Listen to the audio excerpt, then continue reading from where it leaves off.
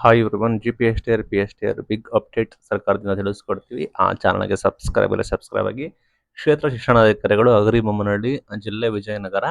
ಇಲಾಖೆಗಳ ನಿಯಮ ಪ್ರಕಾರ GPT ಶಿಕ್ಷಕರು ಒಂದರಿಂದ 5ನೇ ತರಗತಿ ಬೋಧನೆ ಮಾಡುವ ಕುರಿತು ಮಾಹಿತಿ ಕೊಟ್ಟಿದ್ದಾರೆ. ಮೇಲ್ಕಂಡ ವಿಷಯಗಳ ಉಲ್ಲೇಖ ಅನ್ವಯ ಶಾಲೆಗಳಲ್ಲಿ ಶೈಕ್ಷಣಿಕ ಗುಣಮಟ್ಟ ಹೆಚ್ಚಿಸುವುದಕ್ಕೋಸ್ಕರ ಮಕ್ಕಳ ಕಲಿಕೆ ನಿರಂತರವಾಗಿ ಕಾಯ್ದುಕೊಳ್ಳಲು ಹಾಗೂ ಶಾಲಾ ಪರಿಸರದಲ್ಲಿ ಪರಿಣಾಮಕಾರಿ ಬೋಧನೆ ಮಾಡೋದ್ರಿಂದ ಉದ್ದೇಶ ತಾಲೂಕಿನ ಎಲ್ಲ GPT ಶಿಕ್ಷಕರಿಗೆ ಈ ಮೂಲಕ ತಿಳಿಸಿದ್ದೇನೆಂದ್ರೆ, ಮೇಲಿನ ಉಲ್ಲೇಖದಂತೆ 6ರಿಂದ 7 ಮತ್ತು 8ನೇ ತರಗತಿ ನೇಮಕವಾಗುವ ಪದವೀಧರ ಪ್ರಾಥಮಿಕ ಶಿಕ್ಷಕರು GPT ಕಾರ್ಯಭಾರ ಹೊಂದಾಣಿಕೆ ಅದೇ ಶಾಲೆಯ ಅಥವಾ ಹತ್ತಿರ ಶಾಲೆಯ ಇತರ ತರಗತಿಗೆ ಅವರು ನೇಮಕಾತಿ ಹೊಂದಿರುವ ವಿಷಯಗಳ ಜೊತೆ ಉಳಿದ ತರಗತಿಯಲ್ಲಿ ಯಾವುದೇ ಇತರ ಪಠ್ಯ ವಿಷಯಗಳ ಬೋಧನೆ ಮಾಡಲು ಸೂಚಿಸಲಾಗಿದೆ ಅಂತ ಕೊಟ್ಟಿದ್ದಾರೆ. ಆದ್ರೆ ನಿಮ್ಗೆ ಗೊತ್ತಿಲ್ಲ, ಶಿಕ್ಷಕರಿಗೆ ರೀಅಸೈನ್ ಕೂಡ ಮಾಡ್ತಾ ಇದ್ದಾರೆ. ಅವರು ಅದೇ ಶಾಲೆಗಳಲ್ಲಿ ಅಥವಾ ಹತ್ತಿರ ಶಾಲೆಗಳಲ್ಲಿ ಹೋಗಿಬೇಕಾದ್ರೆ ಅವರ ವಿಷಯದ ಜೊತೆ ಇತರ ವಿಷಯಗಳನ್ನು ಕೂಡ ಟೀಚ್ ಮಾಡಬಹುದಂತೆ. ಆ ರೀತಿ ಮಾಡಬೇಕು ಅಂತ ಸೂಚನೆ ಕೊಟ್ಟಿದೆ.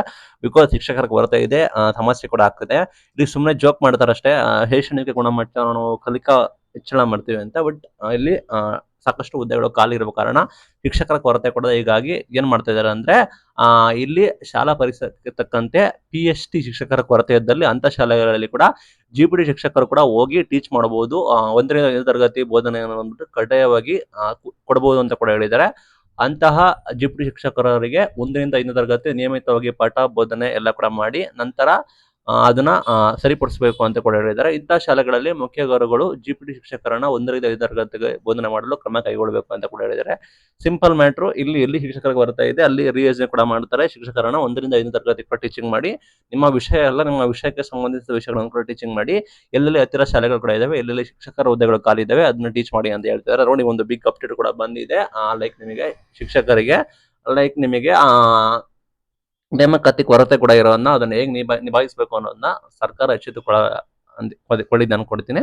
ಇದರಿಂದ ನೇಮಕಾತಿ ಏನಾದ್ರು ಕತ್ರಿ ಬೀಳುತ್ತೆ ಏನೋ ನೋಡೋಣ. ಈ ರೀತಿ ಸರಿನಾ ಈ ರೀತಿ ನಿಯೋಜನೆ ಕೂಡ ಮಾಡಿರೋದು ಬೇರೆ ಬೇರೆ ವಿಷಯಗಳಲ್ಲಿ ಅಂತ ಹೇಳಿ ಕಮೆಂಟ್ ಮಾಡಿ. ಈ ಹಿಂದೆನೂ ಕೂಡ ಇತ್ತು, ಬಟ್ ಇದನ್ನ ಸ್ಟ್ರಿಕ್ಟ್ ಆಗಿ ಇಂಪ್ಲಿಮೆಂಟ್ ಕೂಡ ಮಾಡ್ತಾ ಇದಾರ ಅಂತ ಹೇಳಿ ಅಪ್ಡೇಟ್ ಕೂಡ ಬರ್ತಾ ಇದೆ. Thank you.